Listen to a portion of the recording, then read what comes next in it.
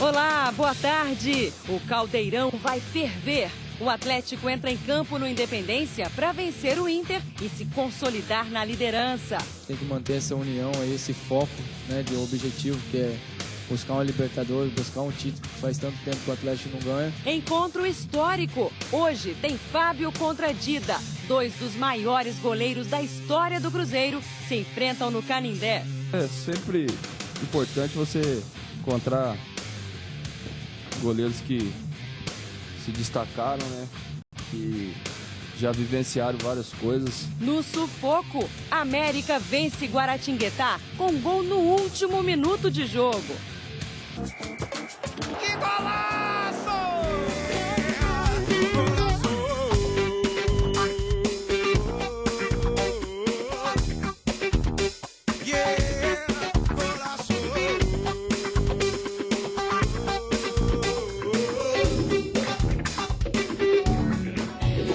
Tá na sua área, golaçou! Com muito esporte pra você. Nosso homem bom, Béder Aleixo, já está a postos. Boa tarde, Letícia. Boa tarde, galera. Fábio Pinel também, boa tarde. Boa tarde, Letícia. Boa tarde. Nossas assistentes de palco, Fernanda, Patrícia, Luana, Banda Golaçou e uma super plateia. Obrigada pela presença.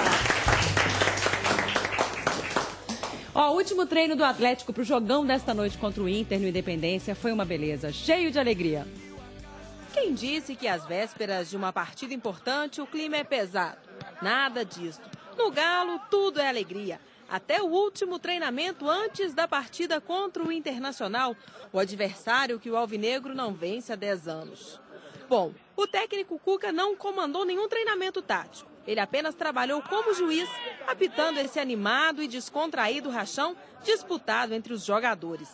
A bagunça em campo era tanta que não dava para ver nenhuma definição entre os titulares e reservas.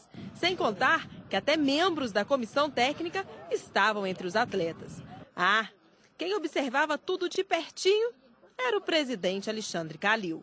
E se as coisas parecem estar indo de vento em popa no Galo, acredite, elas podem até melhorar. Hoje o Inter vem visitar o elenco alvinegro sem duas peças importantes. Em campo, nada de Oscar nem Leandro Damião incomodando os jogadores do Galo. A gente sabe que os desfalques que o Inter tem são desfalques importantes, porém é um elenco qualificado. Não podemos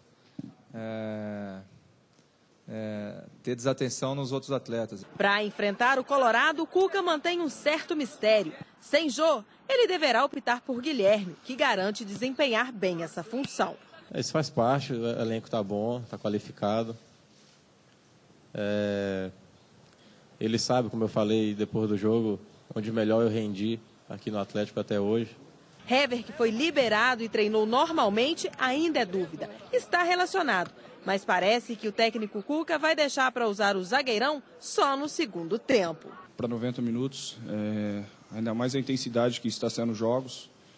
Então é difícil, mas já tem uma semana que eu estou me preparando.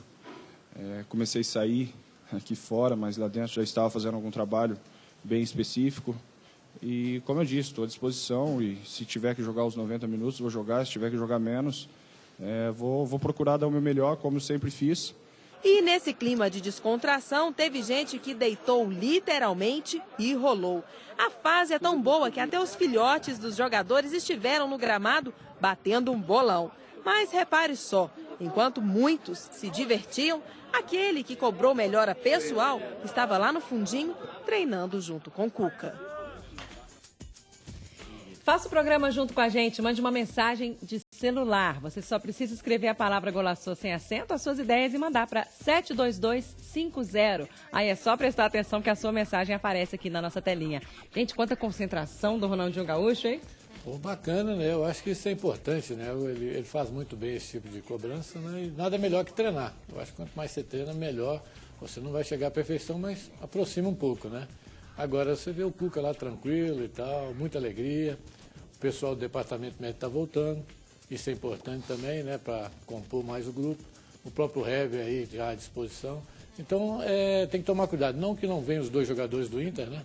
O centroavante, o Damião e o Oscar. O Oscar, eu acho que é o Inter, gente. É um elenco forte, é um elenco que vem buscar também o título. Então tem que tomar cuidado e dentro de casa, mais uma vez, a gente tem que fazer, né, o dever de casa. Uma vitória é muito importante nesse momento para o Atlético. É o Inter e é o Dorival Júnior também no banco de reservas do time, que é um treinador que pode não ter dado certo como o torcedor queria que desse no Atlético, mas ao meu ver tem muita qualidade e comanda esse Inter muito bem.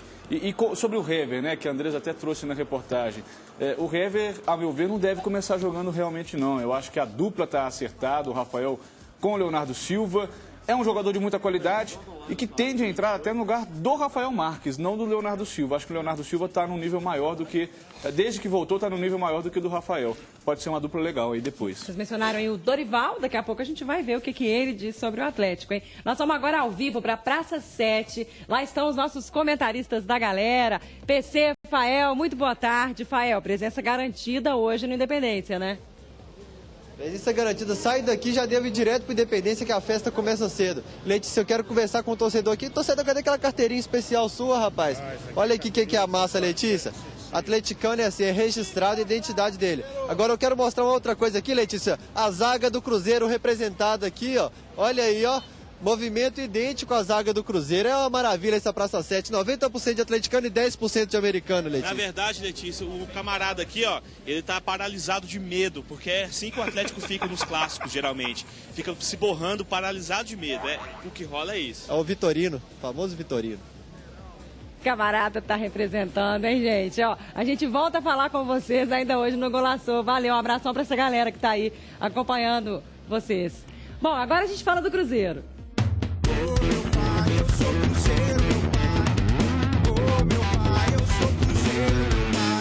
O Cruzeiro tenta recuperação a qualquer custo contra a Portuguesa. Hoje à noite, em São Paulo, o jogo é tratado com tanta importância que até o presidente acompanhou o último treino. Quando a fase não é boa, dá para imaginar tudo. Olha lá o presidente Gilvan de Pinho, maior bate-papo com o Celso Rotti e os jogadores. A cobrança existe não só pelo presidente, mas sim pela grande torcida que o Cruzeiro tem. Então, um jogador que está aqui no Cruzeiro, que não conseguir vivenciar e